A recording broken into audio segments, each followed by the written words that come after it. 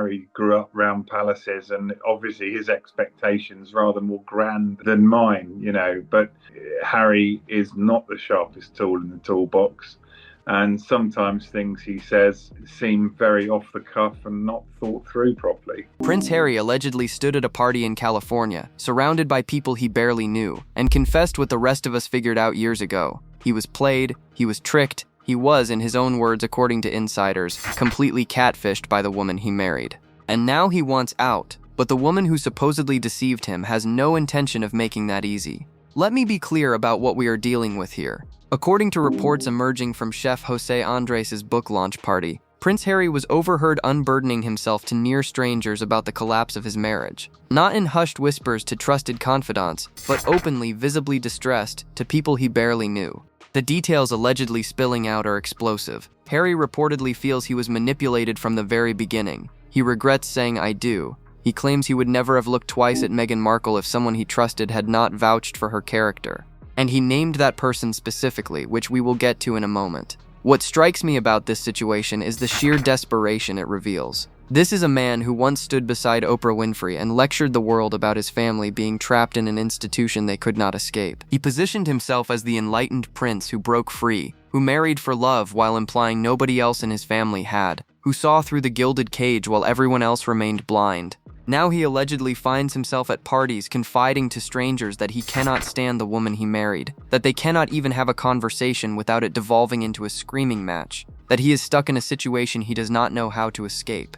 The irony is almost too perfect to be fiction. The man who said his family was trapped has become the one who cannot get out.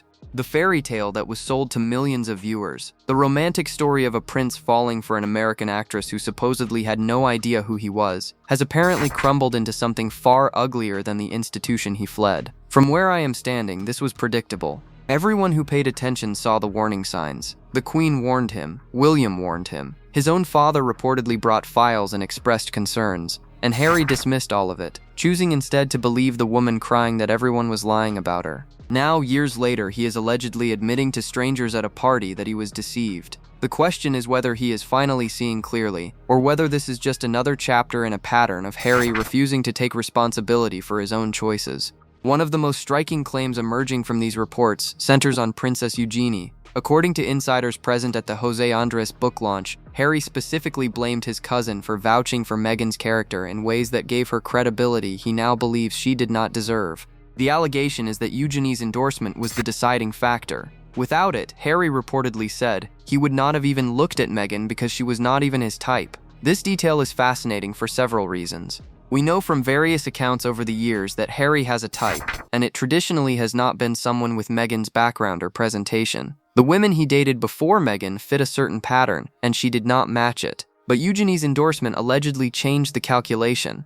Harry trusted family over his own instincts, and according to him, that trust was misplaced. Think about what Harry is saying here if these reports are accurate. He is not just blaming Meghan for deceiving him, he is blaming Eugenie for facilitating that deception, even if unintentionally. He trusted his cousin's judgment over his own observations, over his brother's warnings, over his grandmother's concerns, and now he feels betrayed not just by his wife, but by someone he genuinely considered family in a different sense than the institution he spent years criticizing. The reports indicate that whenever Harry had doubts about the relationship during those early years, he went to Eugenie for reassurance, and Eugenie apparently told him each time that he was doing the right thing. She validated his choices when others were expressing concern. Whether Eugenie was deliberately misleading Harry or simply believed what she was telling him is unclear. But the result is that Harry allegedly now feels like the people he trusted most were the ones who led him into a situation he cannot escape. This puts Eugenie in an extraordinarily awkward position within the family. She has maintained a relationship with Harry and Meghan, even as most other royals have distanced themselves.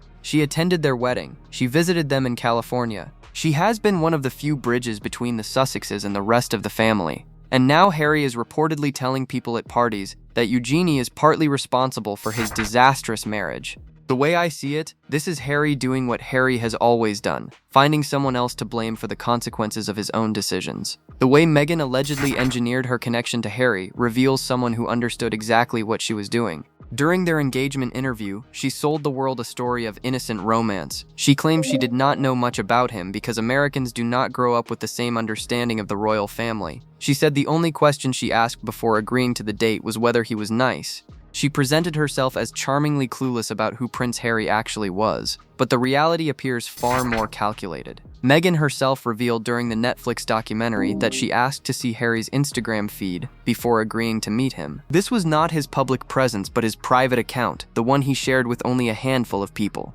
This account contained the intimate details of who Harry really was, what he loved, what he thought about, what he longed for. It was deeper access than any Google search could provide. Armed with this information, Meghan allegedly tailored her entire social media presence to match what Harry wanted. Going back to 2015, she presented herself as a humanitarian focused on making change in the world. When Harry looked at her feed, he saw someone who appeared to share his values and interests. It was, according to those close to the situation, a strategic presentation designed to attract exactly the kind of man Harry was. The claim that she did not know who he was falls apart under the slightest scrutiny. There is that photograph of a 12-year-old Meghan posing outside Buckingham Palace, clearly aware of and interested in the British royal family long before she supposedly had never heard of Prince Harry. Her own mother, Doria, reacted to news of the date with immediate recognition. Friends who learned about it before it happened understood instantly who Prince Harry was. The idea that Meghan alone among all these people had no idea who she was meeting strains credibility past the breaking point.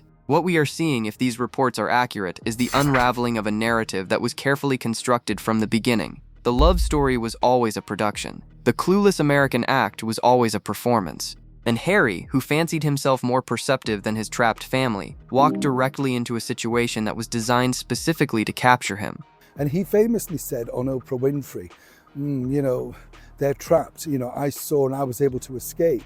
Well, there's no escape from this now, and these are the things that apparently he desperately wanted. The Oprah interview in 2021 now looks different in light of everything that has allegedly emerged. During that conversation, Meghan repeated her claim that she did not Google Harry before their first date. She said she learned everything about him through him directly. The implication was that she approached the relationship with pure intentions, without the calculation or research that might suggest ulterior motives. But having access to Harry's private Instagram account rendered Google unnecessary. She had something better than search results. She had direct insight into his private thoughts, his sense of humor, his interests, his vulnerabilities. She could learn everything she needed to know without leaving the digital fingerprints that a Google search might create. The claim of not researching him was technically true, while being functionally misleading. What stands out about that interview is how it established a narrative that the British press and royal family were the villains, while Meghan was the innocent outsider who simply wanted to love Harry. She described not knowing much about him as evidence of her genuine intentions. She framed herself as someone who walked into the relationship without agenda, and millions of people believed her, including apparently Harry himself. Now contrast that narrative with what Harry is allegedly saying at parties in California. He feels catfished. He feels deceived. He believes the woman he married was not who she presented herself to be. Either Meghan was telling the truth to Oprah, and Harry is now lying about feeling tricked, or Meghan was constructing a narrative for public consumption that bore little resemblance to reality. Based on everything we have seen over the past 6 years, the way I see it, the evidence points strongly toward the latter. The pattern of saying one thing publicly while the private reality differs dramatically has defined this relationship from the beginning. They claim to want privacy while signing $100 million deals to share their lives. They criticized the institution while demanding to keep the titles. They complained about media attention while calling photographers for staged moments. At some point, the contradictions become impossible to ignore even for the people living them. Perhaps the most revealing detail from the party revelations is that Harry allegedly admitted he and Meghan broke up at the end of 2016. According to his reported confession, things had run their course. The relationship was over. And then, somehow, they got back together. This raises immediate questions. If Harry recognized during that early period that the relationship was not working, what brought him back? If things had run their course, what changed? The reports suggest that whenever Harry had doubts, he went to Eugenie for reassurance and received it. But a breakup suggests his doubts at one point became strong enough that reassurance was not sufficient. Something happened between the breakup and the reconciliation that flipped the equation. The timing matters here. By late 2016, the relationship had become public. Media attention had intensified. Meghan had tasted what being connected to a senior royal could mean for her profile. Walking away at that point would have meant returning to being a cable television actress with diminishing options.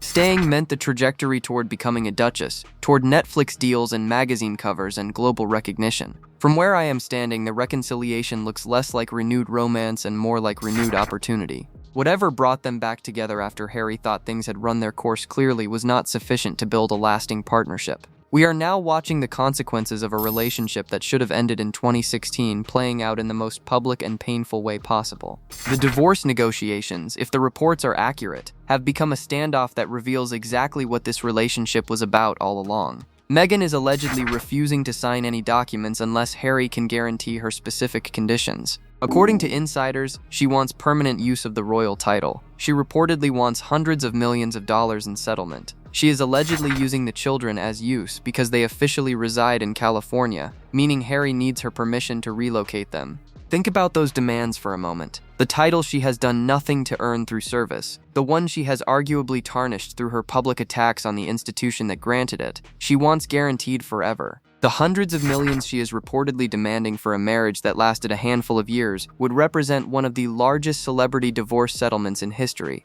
And the children, whom she has consistently used for content and commercial purposes while lecturing others about online safety, are allegedly being positioned as bargaining chips. The palace has reportedly gotten involved in the negotiations, which is extraordinary given how the Sussexes have treated the institution publicly. But according to sources, Meghan is not budging. She knows her use. She knows Harry wants out. And she apparently intends to extract maximum value from that desperation. This is where my sympathy for Harry, limited as it always has been, runs completely dry. He was warned about exactly this scenario. His family tried to tell him. The signs were visible to anyone paying attention. And he dismissed all of it, chose this woman over everyone who loved him, publicly attacked the people who raised concerns, and now finds himself trapped in exactly the situation they predicted. The fact that he is stuck does not make him sympathetic. It makes him someone experiencing the natural consequences of ignoring every warning sign and choosing poorly. The supreme irony of this entire situation is watching the man who accused his family of holding him hostage, now begging that same family for help. According to reports, Harry has reached out to the palace asking them to mediate between him and Meghan because they cannot communicate without the conversation becoming a screaming match. The institution he spent years attacking in books and interviews and documentaries is now apparently his last hope for escape. Consider the position this puts King Charles and Prince William in. They watched Harry accuse them of racism, of cruelty, of deliberately leaking stories about him. They watched him share private family conversations in his memoir. They watched him describe the institution as a prison while cashing in on his connection to it. They watched him stand beside his wife as she mocked the Queen's curtsy for a Netflix audience. And now he allegedly wants them to help him get away from the woman he chose over them. The palace faces an impossible choice. Help Harry, which rewards his years of betrayal and signals that you can attack the family and still expect them to rescue you. Or refuse to help, which leaves Harry trapped in a situation that will continue generating negative headlines about the royal family. There is no clean resolution available, which is exactly what happens when you burn bridges you might someday need to cross. What fascinates me about this situation is that Harry apparently thought he would still be welcome at family events despite everything.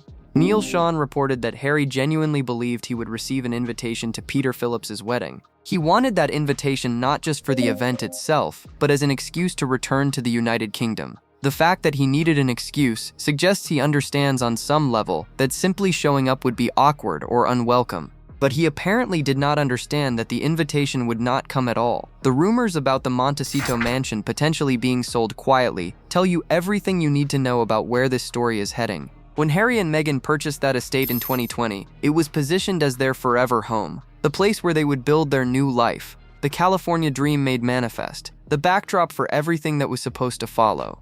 6 years later, according to unverified reports, the property may be quietly marketed through private channels. No public listing, no announcement. The kind of off-market sale that wealthy celebrities use when they do not want the public tracking their plans. An email circulating among those close to the situation allegedly references private viewings with NDA requirements. No phones allowed, the whole discreet apparatus that surrounds celebrity real estate transactions. Whether this rumor proves accurate or not, the symbolism is powerful. The house that represented their independence, their fresh start, their escape from royal life, may be on its way out of their lives. The Netflix deal that was supposed to fund their lifestyle has become increasingly uncertain. Spotify dropped them. Business ventures have struggled to gain traction. The financial foundation they built their California existence on has been eroding for years. Selling the house, if that is what is happening, represents more than a real estate transaction. It represents the acknowledgement that the life they envisioned in 2020 no longer exists. The California dream has become something very different from what they sold to themselves and the public. And when people start looking for a different home, they are often looking for a different future entirely. The isolation surrounding Harry has become impossible to ignore. He was photographed alone at a polo match this week, watching friends play while sitting by himself on the lawn. He appeared alone at the José Andrés party where he allegedly spilled details about his failing marriage to strangers. He was not invited to Peter Phillips's wedding, a snub that reportedly stung because he genuinely expected to attend. The celebrity friends who seemed so eager to embrace the Sussexes when they first arrived in California have drifted away. Idris Elba, who served as DJ at their wedding, now appears at events with the working royals. George and Amal Clooney have gravitated toward William and Catherine rather than Harry and Meghan. The Hollywood welcome that seemed so warm in 2020 has cooled considerably as people have realized that proximity to the Sussexes brings more complications than benefits. The snub from Peter Phillips's wedding particularly illustrates the problem. According to Neil Sean, Harry was not invited because Meghan creates a circus wherever she goes. The focus at a wedding should be on the bride and groom, not on what the Duchess of Sussex is wearing, or who she is talking to, or whether she will end up in a screaming match with another family member. Inviting the Sussexes means accepting that your event will become about them rather than about you, and people have started declining that trade. What I believe is happening here is the natural consequence of years of burning bridges and creating drama. The people who wanted to be associated with the glamour of a prince and an actress have discovered that the glamour comes with baggage they do not want to carry. The invitations dry up, the phone stops ringing, and Harry finds himself alone at parties, confiding his misery to strangers because the people who used to be his friends have moved on. Duncan Larkham made an observation that cuts to the heart of this entire situation. When Meghan was growing up, she dreamed of Hollywood stardom, of being a big person on a big stage. When Harry was growing up, he dreamed of anonymity, of not being recognized everywhere he went. The result is that Meghan is living her dream while Harry is living his nightmare. Two people who wanted fundamentally different things somehow convinced themselves they wanted the same future, and now they are both paying the price. Dickie Arbiter, the former royal press secretary, was even more direct in his assessment. He stated plainly that Meghan uses the royal family, uses Harry, and uses the children for monetary gain. She does not get out of bed unless there is profit to be made.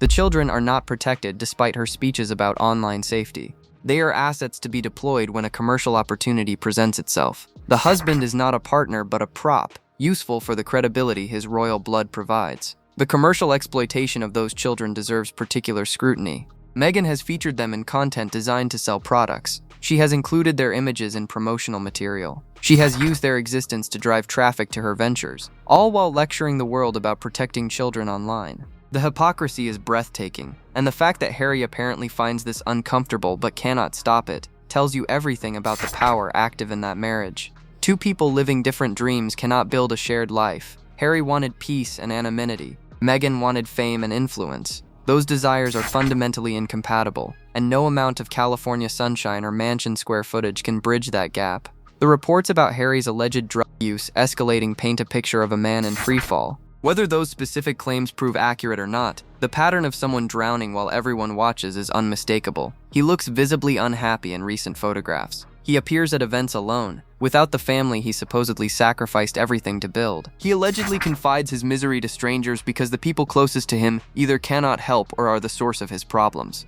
The trapped irony completes itself perfectly here. Harry told Oprah that his father and brother were trapped, that he saw things clearly enough to escape while they remained prisoners of the institution. Now he is the one who cannot get away. He cannot leave the marriage without losing access to his children. He cannot stay without apparently losing his sanity. He cannot go home without admitting everyone was right about everything. He cannot move forward without acknowledging that his entire public narrative was wrong. I am going to make a bold prediction here, and I want you to remember this when it happens. This marriage does not survive 2027. Harry will return to the United Kingdom alone. He will trade whatever dignity he has left for palace protection and access to his children. The family he spent years attacking will take him back because despite everything, blood remains blood. But he will return humbled in ways he never imagined, having to face the brother he betrayed, the father he accused, and the institution he attacked. The path back will not be easy. Too much has been said publicly, too much trust has been broken, Too many private conversations have ended up in books and Netflix documentaries. I genuinely hope they find their way back to William and Charles someday. For the family, for the kids, for Harry especially. Life is too short and family is too important. But after everything that has been said publicly, after the book, after the interviews, after all the trust that has been broken, I do not know how you rebuild that. And I definitely do not trust that whatever gets shared behind closed doors will not end up in another Netflix special 6 months later. That is the real damage they have done. They have made reconciliation almost impossible to imagine. The catfish caught the wrong fish though. She caught one who still has a family willing to take him back if he is willing to pay the price of admission. The question is whether Harry has enough left to pay it. Sound off in the comments. And if this is your first time here, subscribe. You will want to be here for what is coming.